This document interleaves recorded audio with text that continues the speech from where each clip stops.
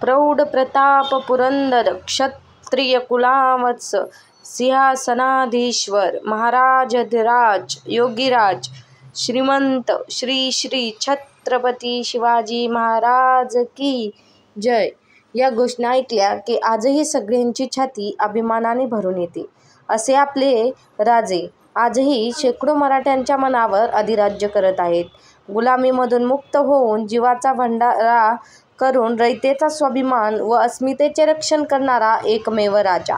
ज्या काळात देव देखील सुरक्षित नव्हते त्या काळी देवाला देखील संरक्षण देणाऱ्या मर्द मावळ्यांची फौज उभारणारा महाप्रतापी राजा म्हणजे मराठ्यांचे आराध्य दैवत छत्रपती शिवाजी महाराज.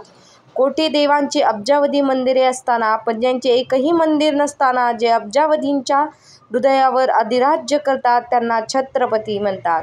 स्वतंत्र साम्राज्याचे स्वप्न साकार करणारे स्वराज्य संस्थापक श्री छत्रपती शिवाजीराजे संभाजीराजे भोसले हे एक थोर कर्तृत्ववान पुरुष होते. शिवरायांचा जन्म फाल्गुन वद्य तृतीया शक्य 1551 या दिवशी म्हणजेच 19 फेब्रुवारी 1630 रोजी राजमाता जिजाबाईच्या पोटी जुन्नर तालुक्यातील शिवनेरी गडावर झाला. त्यांच्या वडिलांचे नाव शहाजीराजे भोसले तर आईचे नाव जिजाबाई भोसले असे होते.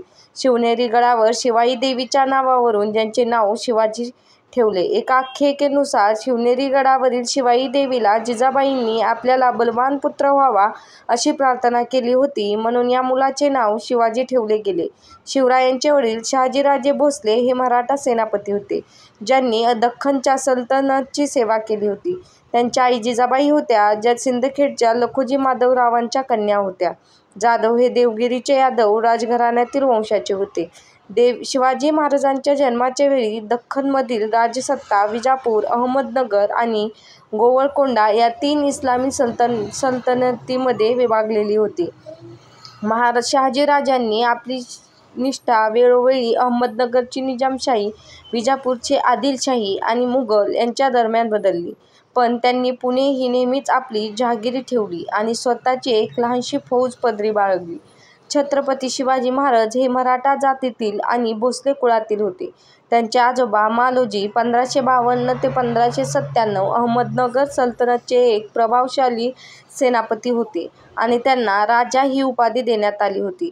लष्करी खर्चासाठी त्यांना पुणे, सुपे, चाकण आणि इंदापूरचे देशमुखी हक्क देण्यात आले. त्यांना त्यांच्या कुटुंबाच्या वास्तव्यासाठी किल्ला शिवनेरी देखील देण्यात आला. सुसंस्कार, शिक्षण, युद्धशास्त्र, राजकारण, न्यायशास्त्र, प्रजाहितदक्ष राज्यकारभार यात शिवराय तरबेज झाले.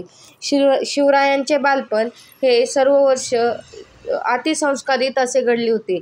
बालपणाची सर्व वर्ष हे नीतिमत्ता, राज्यव्यवस्था, युद्धकला, गनिमी कावा आणि घोडेस्वारी शिकण्यात गेली. कधीकधी आसपास राहणारी मावळ्यांची मुले शिवरायांबरोबर खेळत असत. मावळे हेच शिवरायांचे प्रथम सवंगडी होते. माता जिजाऊ रामायण, महाभारत तसेच इतर भारतीय महापुरुषांच्या कथा बालशिवाजींना सांगत असत. त्यातूनच मग पराक्रम आणि प्रजादक्षता असे गुण लहानपणी शिवाजींच्या अंगी बाणवले गेले. शहाजीराजे सतत मोहिमावर असत पण वेळ मिळाल्यास ते शिवरायांना वाचन, युद्धकला, घोडेबाजी शिकवत असत. सुसंस्कार, शिक्षण, युद्धशास्त्र, राजकारण, न्यायशास्त्र, प्रजाहितदक्ष राज्यकारभार यात शिवराय तरबेज झाले. आणि एके दिवशी शिवरायांनी आपले सहकारी मर्द मावळे यांच्या साहाय्याने महाराष्ट्रात स्वराज्याचे तोरण बांधले.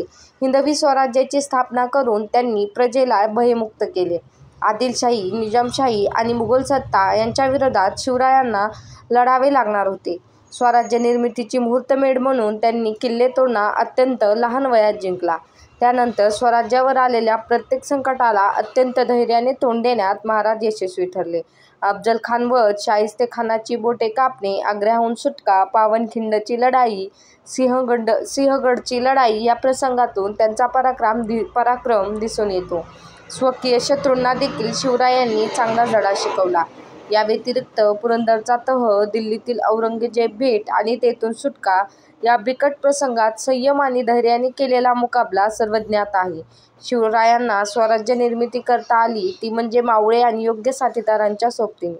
प्रत्येक प्रसंगात मावळे जिकिरीने पुढे आले आणि शिवरायांसाठी पर्यायाने स्वराज्यासाठी प्राणाचे मोल चुकवले. तानाजी मालुसरे, बाजीप्रभू देशपांडे, प्रतापराव गुजर व मोरारबाजी हे शूरवीर तर स्वराज्याच्या स्वप्नांसाठी धारातीर्थी पडले.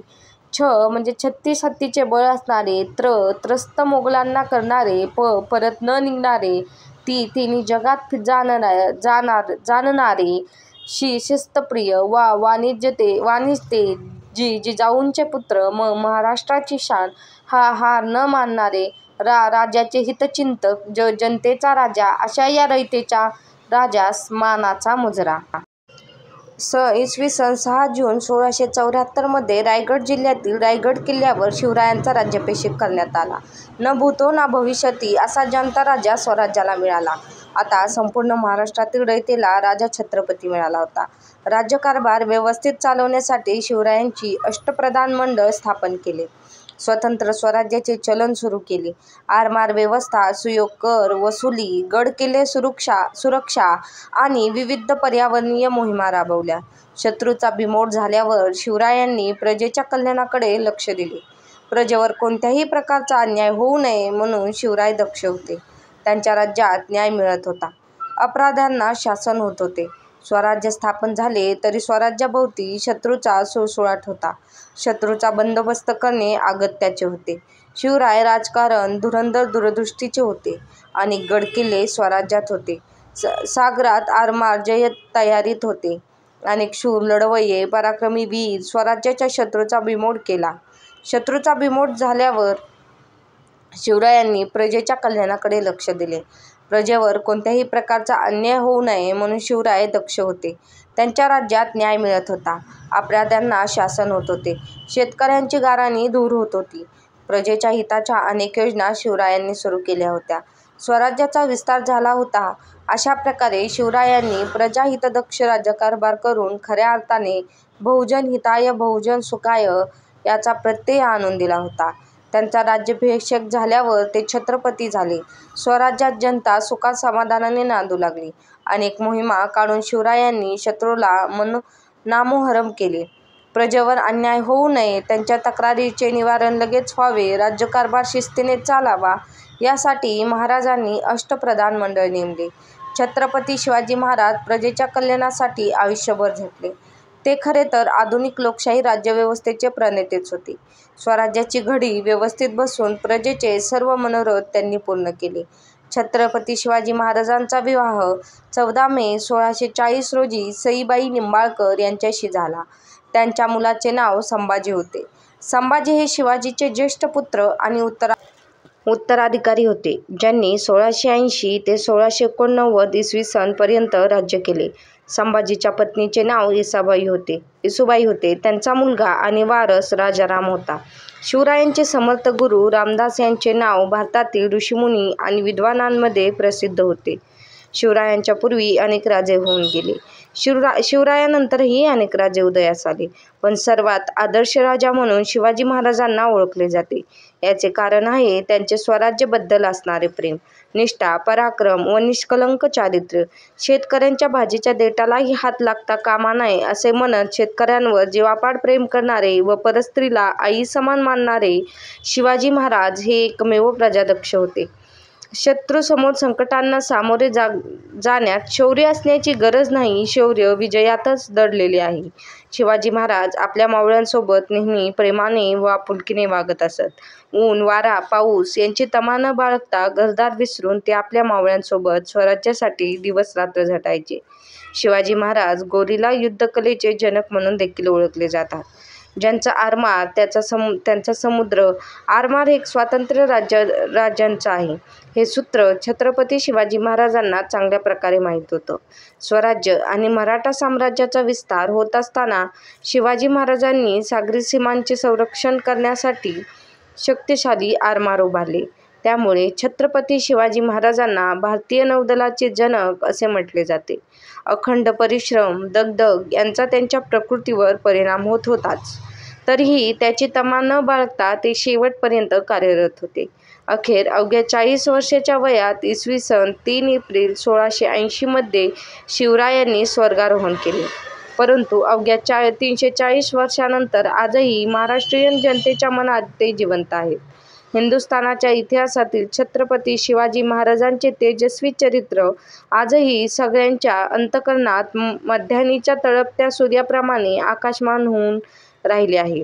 सद्यस्थितीत या महापुरुषाच्या वीरगाथेचा आदर्श अखिल हिंदुस्थानासाठी मार्गदर्शक ठरला आहे.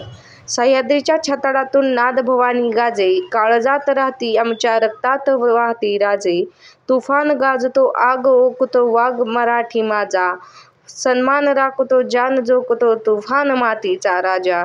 जय शिवराय.